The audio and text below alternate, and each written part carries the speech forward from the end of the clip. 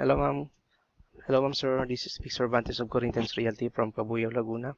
I-discuss ko po sa inyo ngayon yung process of availing Home Sweet Home sa mga projects po ng Apex Development Corporation and yung Cumberland. Ito po yung pinaka-process po natin sa pag-avail ng housing. Paano mag-avail ng housing loan? Kung kayo po ay gusto mag-avail ng housing loan through Pag-ibig Financing, Bank Financing, or in-house financing, number 1, kailangan i-reserve po natin yung unit. Make sure bago po natin i-reserve yung unit, nakita nyo yung location, yung actual unit na i-reserve po ninyo. Kahit sa mapa po, nakita nyo kung available po ito. Yan, once na ma-reserve nyo siya, hindi na siya ibebenta ng developer sa iba. So, ito yung first step natin. Make sure na ma-reserve natin yung unit. Then, reservation is non-refundable. Pero, part ito ng down payment, ililess po ito doon sa down payment. Then, number 2, bibigyan kayo ng panahon para mag-comply ng requirements. So, meron kayong 30 to 45 days simula sa araw na kayo ay nagpa-reserve para sa compliance ng requirements.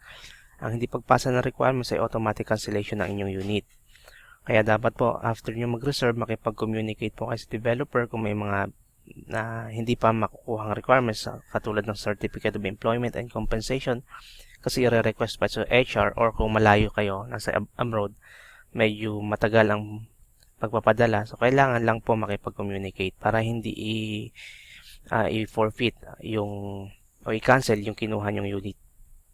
Number 3, yung transfer fee po natin. Halimbawa, nakapag-reserve na kayo at gusto nyo lumipat ng block and lot. So, meron tayong 2,000 transfer fee. Same project, transfer of block and lot only. Pero kapag ibang project, katulad ng, halimbawa, nag-avail kayo ng Carlton Residences, then gusto nyo mag-transfer, may na-reopen sa Centennial Townhomes 2 or sa project sa Batangas, pwede po kayo mag-transfer once meron po tayong transfer fee na 5,000 pesos from one project to another project ng same developer, ng Apex and Cumberland. Then para makapag-avail naman po kayo ng discount, to avail discount payment of 50,000 and above equity for Pag-ibig Financing, kailangan po 50,000 pataas yung ibibigay nyo. One time lang po itong pag-avail ng discount. So, 4% discount within 30 days from the date of your reservation ang binibigay po ng APEC. Kung halimbawa, 100,000 ang binigay ninyo, may discount kayong 4,000 pesos. One time lang po ito. Then, within 60 days naman from the date of your reservation, 2% and 1% para sa 90 days from the date of your reservation. Payment of 100,000 for in-house financing. Kung sa Pag-ibig po, may discount kapag 50,000 pataas. So, kung kayo naman ay in-house financing, kailangan 100,000 pataas ang inyong ibabayad para makapag-avail kayo ng discount. Number 5, 3 months non-payment of equity, automatic cancellation ng inyong unit. So, ang katulad ng sinabi ko, ang reservation is non-refundable. Pero, yung ating payment ng equity, kapag 3 months non-payment of equity, automatic na po, ika-cancel yung unit nyo. Forfeited yung inyong reservation fee. No refund of payments made. Ibig sabihin po nun, halimbawa, 5 months na kayo nagbabayad ng equity, then yung ika-6, 7, and 8 months ninyo, hindi na kayo nagbabayad ng equity. Hindi nyo na marirefund yung inyong binayad na yon. Kasi ang lapses na po is nasa buyer na po. Then, equity payments principal only can be credited. The buyer will reserve within 1 year. Pwede nyo rin naman i-reserve. Halimbawa, naka-cancel kayo. Then, within 1 year, pwedeng ma-credit yung inyong ibinayad na reservation doon from the date na na-cancel kayo. Sa re-reservation naman, parang payagan kayo mag-reserve ulit ng another unit, kailangan naka-5 buwan na kayo simula nung ma-cancel yung account po ninyo. Pero, makikredit yung inyong binayad doon. Number 6, post-dated check. So, ito is hindi na po ito. Okay lang sa equity na hindi na mag-submit nito. Ang post-dated checks na lang po ay required para sa Pag-ibig. Yung 24 post-dated checks kapag ka na-take out na po kayo. Pero sa equity, okay lang na over-the-counter yung payment ninyo sa developer na po. Number 7, delayed payment subject to interest and penalty. Ito po, kapag ka nadidelay kayo ng payment, mayroong penalty pong binibigay ang developer dito na 0.001 per day or sa 1,000 piso. So, kung 30 days kayong Kung 30 days kayong delay, 0.001 times 30, kung 1,000, di 30 pesos yung inyong penalty, plus dahil 1 month, 30 days, madodoble siya, plus 3% pa ulit. So, 6% yung total na delayed yung penalty po ninyo, kaya 60 pesos. Kung 10,000 ang monthly nyo, di 600 pesos. So, ganun po siya. For Pag-ibig financing only, processing to Pag-ibig 3 months and beyond. So, minsan po, minabalik yung folder kapag may mga kulang. Pero, ito po yung kailangan para ma-take out po kayo. Kailangan 100% constructed yung unit ninyo, fully paid na yung equity, approve yung MSBS. Ang MSBS po yung Membership Status Verification Slip. Ito po ay available sa developer. Naka-lengthwise po ito, pipil upan nyo lang ito doon para i-process po ng developer sa Pag-ibig. So, sila na po ang magpapa-approve niya sa Pag-ibig. Yung complete and updated requirements po natin, ihingi po sila bago i-process niya sa Pag-ibig. Yung 1 month latest payslip at saka yung proof of billing. Yung payslip at saka pati yung certificate of employment na katunayan na doon pa kayo nagtatrabaho. Then yung sa certificate of proof of billing na katunayan na ma-receive nyo yung mga letter or notice na ipapadala po nila doon sa address na ilalagay po ninyo doon. Yung signed loan docs, ito po ay available to sa office sa developer. Pipirmahan nyo lang ito, then ipa-file na ito doon sa Pag-ibig. Then mag-undergo po kayo ng one-on-one CI validation, i-schedule kayo, tatawagan kayo ng developer para makapag-undergo po kayo nito. Kaya ready lang po kayo para kung tawagan kayo, dapat makapunta kayo kasi isa po ito sa requirements. Nahirap po kasi magpa-schedule ng validation sa Pag-ibig. Ayan. Number 9, 3 months non-payment kapag ka-take out na po kayo. Kapag hindi kayo nagbayad ng 3 months sa Pag-ibig, mababuyback po yung property niyo. Then, forfeited lahat ng payments made kahit 3 years na kayo nagbabayad sa Pag-ibig, forfeited po lahat yon kapag ka 3 months non-payment to Pag-ibig financing. Then, blacklisted pa kayo sa Pag-ibig, hindi na ulit kayo makakapag-avail ng another housing loan kasi may record na kayo, bad record na kayo sa Pag-ibig. So, kailangan make sure na hindi po kayo papalya or updated yung pagbabayad po ninyo ng monthly amortization sa Pag-ibig.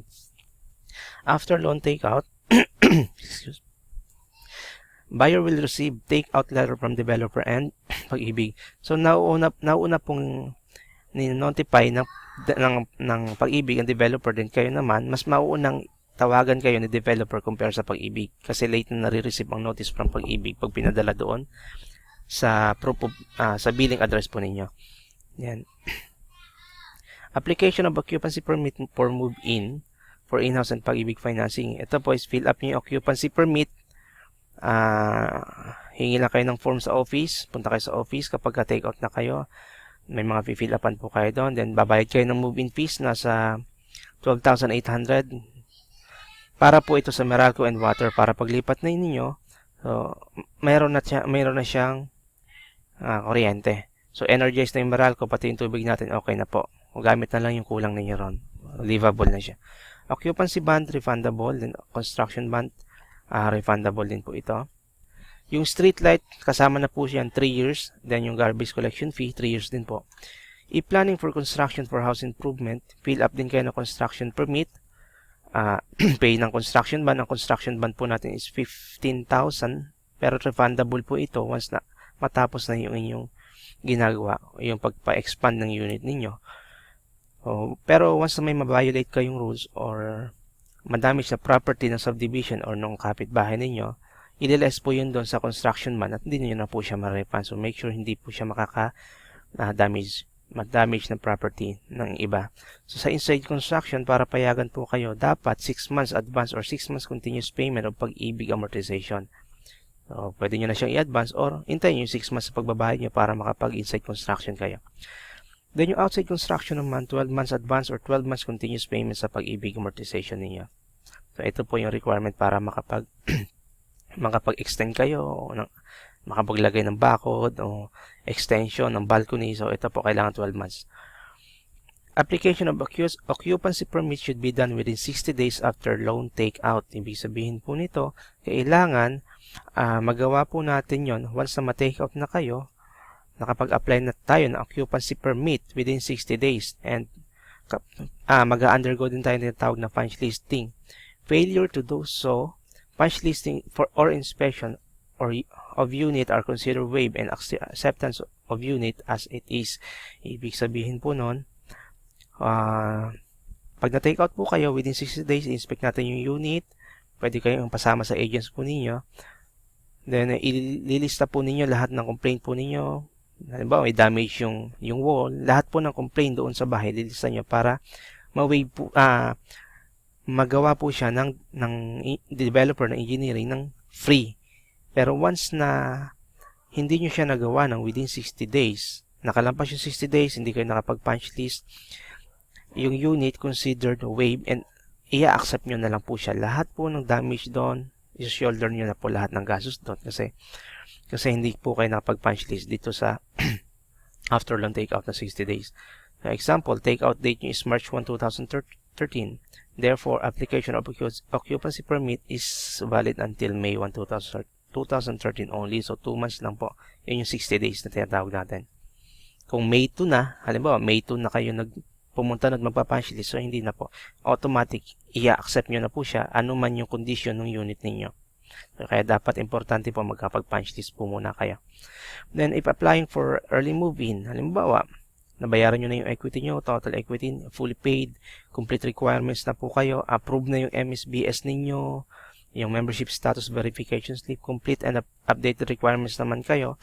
So, yung then, nakapag-sign na kayo ng loan docs at nakapag-undergo na kayo ng validation pero hindi pa kayo take out, lipat na kayo, pwede po kayong mag-apply ng early move-in. So, ito po yung ating requirements dito. So, yun po yung yung process ng pag-avail ng housing loan dito sa APEC and Cumberland Development Corporation. So, yung mga projects po namin sa Laguna, Cavite, Batangas, ito po yung process niya. For more information po, pwede nyo po ako i-message sa Facebook ko. Ito po yung ang Facebook account ko. Ilagay ko yung link dito sa ilalim ng video para ma-add nyo po ako. Thank you very much po.